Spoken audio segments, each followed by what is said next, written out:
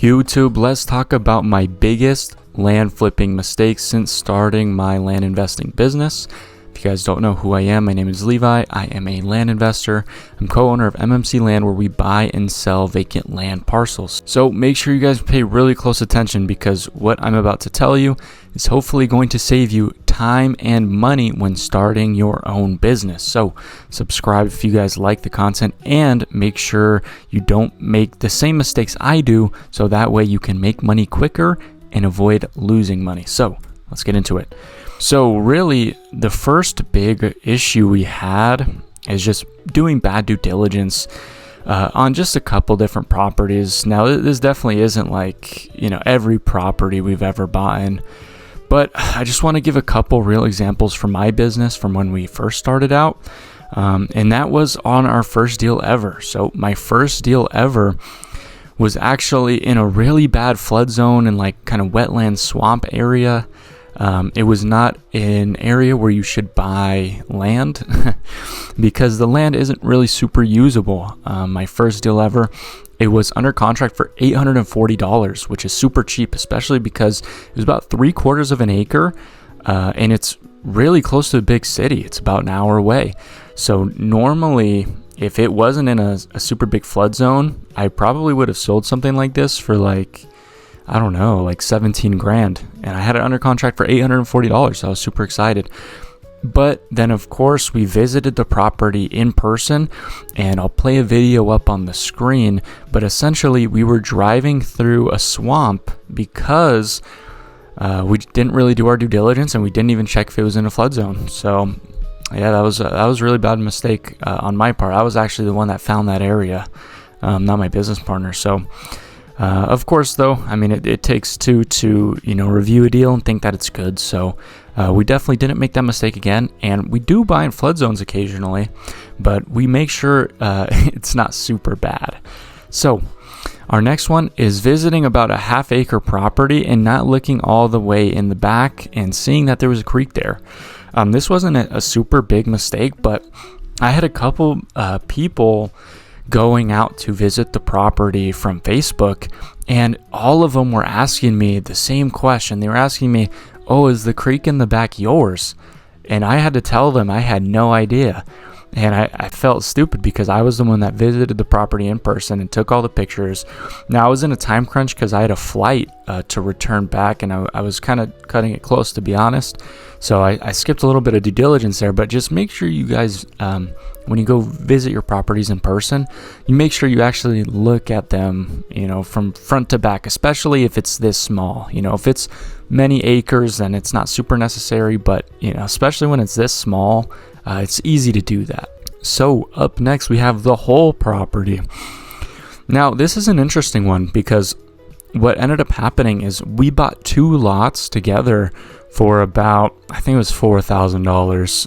This was months ago. This was like maybe 6 months ago. So it's kind of recent. We bought two lots for maybe $4,000 after closing costs. I think it was $5,200 to be exact. And so we planned on selling these properties individually because they were going for just slightly more if we sold them individually. However, we bought the properties and we went to visit them in person and take pictures, everything like that. And the reason we didn't do a ton of due diligence is because we saw the properties on Google Maps, and they looked good from Google Maps, you know what I mean? And we knew they were flat because of the contour lines, stuff like that. So normally we would call neighbors and ask them to look inside, but this one we just felt like it wasn't necessary until we visited it in person, and we found out that one of the two lots had a ton of holes in it, and like a creek, and there wasn't water in there, or I think it's more so called like a gully, technically. But yeah, the property wasn't really usable, so we had to sell them together. And now this wasn't super bad because we ended up still making a lot of money on the deal. But if we had bought the property thinking that we had to sell them individually to make our 3 to 5x margin that we normally want, that could have been a serious issue if we were forced to sell them individually and just not get the money that we were hoping for.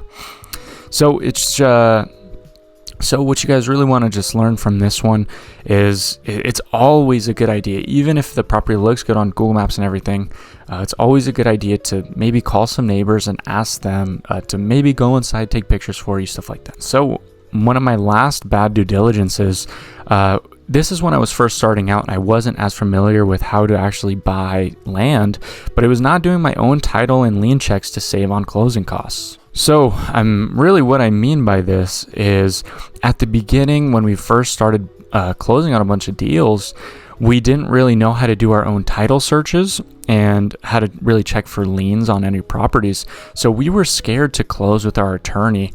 And back in the beginning, when even a couple $100s could break that 3 to 5x margin, and we were spending maybe $1,200 on closing costs compared to $400 with our attorney, it definitely made a big difference. And there were some deals we never ended up getting. Now, and of course, we just had to learn over time kind of how to check the title and lien issues that might be on a property. But during the beginning, this could definitely cause you guys a lot of issues if you don't know how to do this, because if you're buying a property for $1,000 and your closing cost is $1,200, that just doesn't always make sense, because at the end of the day, your closing costs are more expensive than the property itself. And of course, that's if the title is clean and there's no liens or anything. But you wouldn't know how to do that if you didn't know how to check for these things on each specific property. And if it is good, why spend $1,200 when you can spend $400 instead?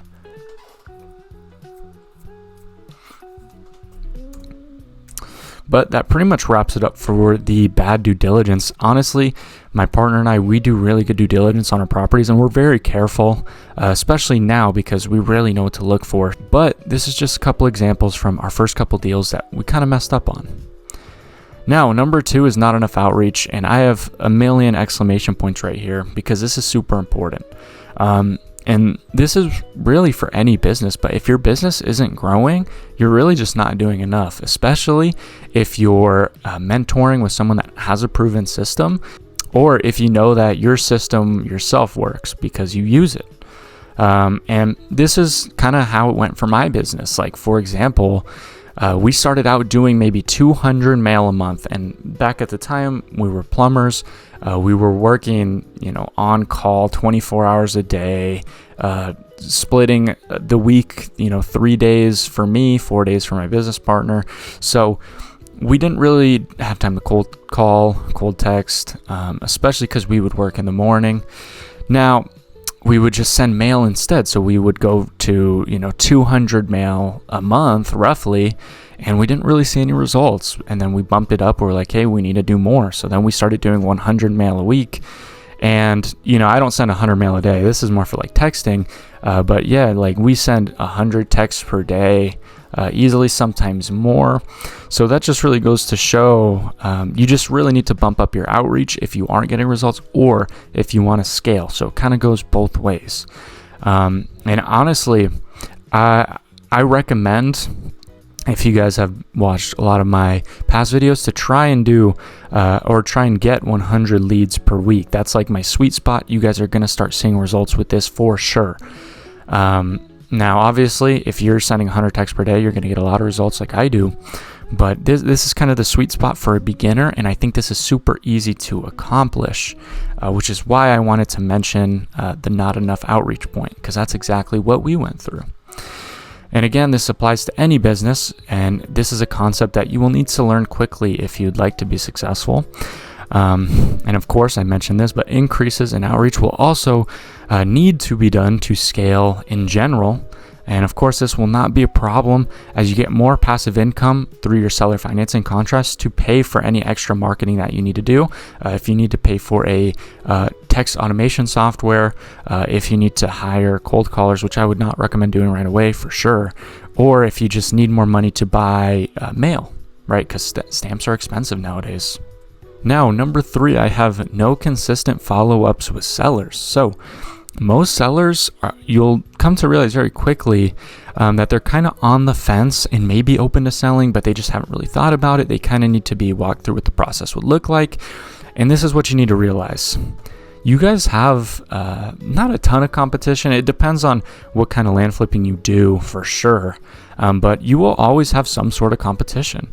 And then, of course, following up with sellers separate you guys from the rest of the crowd.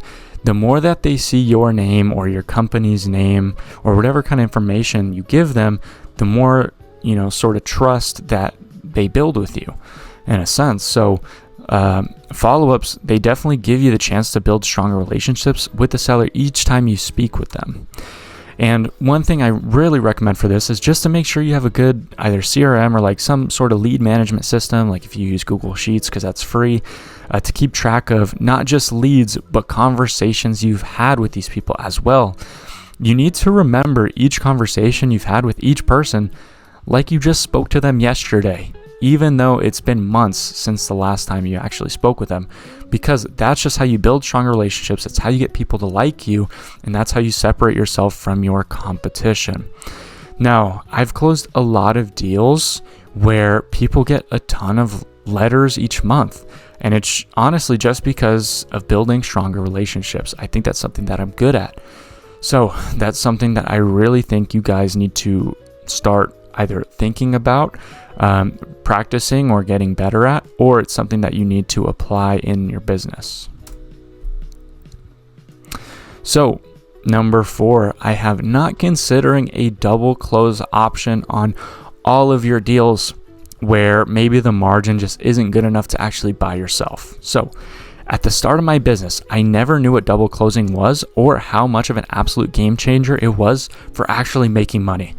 And I want to go back to my very first deal. So let's say, and again, I'll kind of reiterate what that deal was. So it's the one in the flood zone that's $840. Looking back, if I knew how to do my own title and lien search, and I met the seller in person and I knew how to do all my closing documents, stuff like that, honestly, I probably would have bought that property. It's so cheap for its size, and although it's in a flood zone, someone could use it very seasonally, even if I just made a couple $1,000s on it. Now, what I probably would have done was I would have pitched him a double close. I would have been like, look, let me get you $840. I'll find a buyer for you in 30 days. And then if I fail, I'll give you $300 just for not being able to find you a buyer. Now, when you give someone an offer that good, they're going to accept it. In most cases. So that's probably what I would have done looking back on my very first deal, because honestly, I'm really confident that I probably could have gotten like $4,000 for that very, very easily. Maybe even closer to $6,000. I would have had to test my market, of course, and I would have done it all on Facebook, and I would have facilitated the entire thing. Now, and actually what's funny is I tried to reach out to that same seller a while back, but he kind of just never answered me. So I probably lost my chance, but because I kind of ghosted him on the deal. But it is what it is. Now I know for next time I paid for that mistake with not having an extra like $3-4 in my bank account. So it is what it is. Now I know for the future though. And if you guys aren't adding double closes to your arsenal, you guys are definitely leaving money on the table, just like how I described. If you guys aren't sure someone will like the property or the seller wants more than you can pay for it, pitch a double close, because a lot of the time what they want for it might still be under market value. And that's really where you need to apply this method. But yeah, a lot of times you can find buyers very quickly for properties like that. Now, in case you guys don't know what a double close is, let me explain. A double close is similar to wholesaling, except instead of taking an assignment fee, you do temporarily take title and a disclosure isn't really necessary. So like a seller won't need to know how much your buyer is giving you and how much you're making on the deal. So double closing allows for essentially no risk profitability, but sometimes I do like to promise people just like a couple $100 if I fail, just to like sort of sweeten the offer a little bit, but you don't really have to do that in your offer. I mean, of course, as long as they say yes to you not doing that. But yeah, it's almost no risk, to be honest. And then double closing allows for you to get a seller more money than you can originally give them for your normal cash offer. So like if you're trying to buy their property for 30 cents or 30% of what it's worth. So for example, if you're trying to buy a property from a seller for 30 cents on the dollar, or in other words, 30% of its 100% of its market value, what you can do if they want like 50%, for example, of what it's worth, and you don't really want to pay that, you can just pitch them a double close, try to find a buyer for 80% of what the property is worth, so that way you can get a buyer super fast, and then just do a double close that way, and then you keep the difference. And of course, double closing allows for quicker closing processes. You don't have to wait for 2 separate closings plus county filing times. Generally, if a land deal is so good, you want to buy it, and then, the county has to go file it into your name before you can kind of sell it. But in double closing situations, the title company can kind of facilitate that for you, or like a real estate attorney, however you want to do it. So if you find buyers before you actually close on the property, you can kind of just organize a double close. Now, this is a great strategy here. So a great strategy here is to partner with realtors and builders to bring them contracts for properties that they'll want to buy. Now, my next one is not contacting builders for infill lots as a first option for disposition. Now, this will make sense once I explain it. But this was a huge and very recent mistake that I just made in my business, like maybe a month ago. But I had a property at a buy for 15 grand and sell for around 30 in North Carolina. Now, the spread wasn't my normal 3x because I prefer 3 to 5x margin to buy myself. But, we're looking at closer to like a 2x return. So I used a deal funder instead. Now, instead of doing that and sharing the profit, now that I have a deal funder who I'm going to give probably 25% of my profit to, what I should have done was cold called builders and tried to double close first, since that's most likely who's going to end up buying anyways. So, this was a huge mistake, because what ended up happening here is the reason we didn't think about it is because it's just outside of city limits. Now, most of the time builders want things like a little bit more in city limits.